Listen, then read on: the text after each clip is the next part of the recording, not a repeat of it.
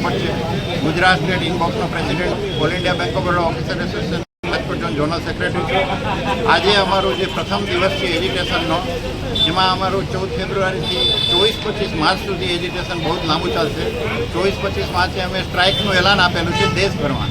આજે પણ તમામ દેશના ડિસ્ટ્રિક્ટ સેન્ટરોમાં જે ડેમોન્સ્ટ્રેશન છે, તમામ ઓફિસરો, તમામ ક્લર્ક અને તમામ સ્ટાફ મળીને કરીએ છીએ।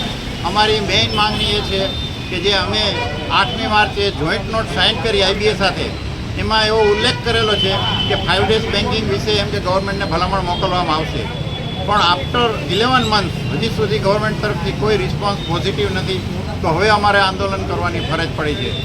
એટલે આ આંદોલનનો ઉદ્દેશ એવો છે, 5 ડેઝ બેન્કિંગની અમારી ડિમાન્ડ છે। પછી રિક્રુટમેન્ટ બિલકુલ નથી કરતી ગવર્મેન્ટ। ક્લેરિકલ કોઈ પણ શાખાઓમાં તમે જાઓ ત્યાં છે નહીં, સ્ટાફ છે નહીં, અને ગ્રાહકોને એટલી બધી હાડમારી છે। અને બેંક અત્યારે મેનેજમેન્ટ આઉટસોર્સિંગ કરી રહી છે, પણ આઉટસોર્સિંગ તો તમે પણ જાણો છો કે એટલી રિસ્પોન્સિબલ નથી હોતું અને એટલું કામ રિસ્પોન્સિબિલિટીપૂર્વક કરતું નથી। કસ્ટમરની સાથે કોઈ ટચ નથી, કસ્ટમરની બધી જ જગ્યાએ હેરાનગતિ છે બહુ। એની સામે અમારું આંદોલન છે। ત્રીજું અમારી માંગણી એવી છે કે સરકારના જે DFS ડિપાર્ટમેન્ટ છે, ડિપાર્ટમેન્ટ ઓફ ફાઇનાન્સ સેક્રેટરી, એમણે PLIની કે સ્કીમ કરેલી છે, જે ઓફિસર, ચીફ મેનેજર અને ક્લેરિકલ વચ્ચે બહુ જ ડિફરન્સ છે। તો આ ડિફરન્સ એમ કે ખતમ કરવાની અમારી માંગણી છે। એવી ઘણી બધી માંગણી છે। બીજું, અત્યારે ઓફિસરો અને ક્લર્ક કોઈ પણ બ્રાન્ચમાં હોય છે તો એમની કોઈ સલામતી નથી, ગમે તે આવીને હુમલા કરી જાય છે। અને તમે ઘણા ન્યૂઝપેપરમાં બધી હશે કે લોકોને બ્રાન્ચમાં જઈ અને હુમલા કરે છે, રિકવરીમાં જાય તો પણ અમારે આ ઓફિસર પર હુમલા થાય છે, ક્લર્ક પર હુમલા થાય છે। તો અમે ગવર્મેન્ટ પાસે માંગણી કરી છે કે અમારા એમ્પ્લોયીની સુરક્ષા કરો। આ 3-4 જે અમારી મેઇન માંગણી છે, એના લઈને આજે 14 ફેબ્રુઆરી અમે ડેમોન્સ્ટ્રેશન કરેલું છે તમામ ડિસ્ટ્રિક્ટ સેન્ટરમાં એક્રોસ ધ ઇન્ડિયા।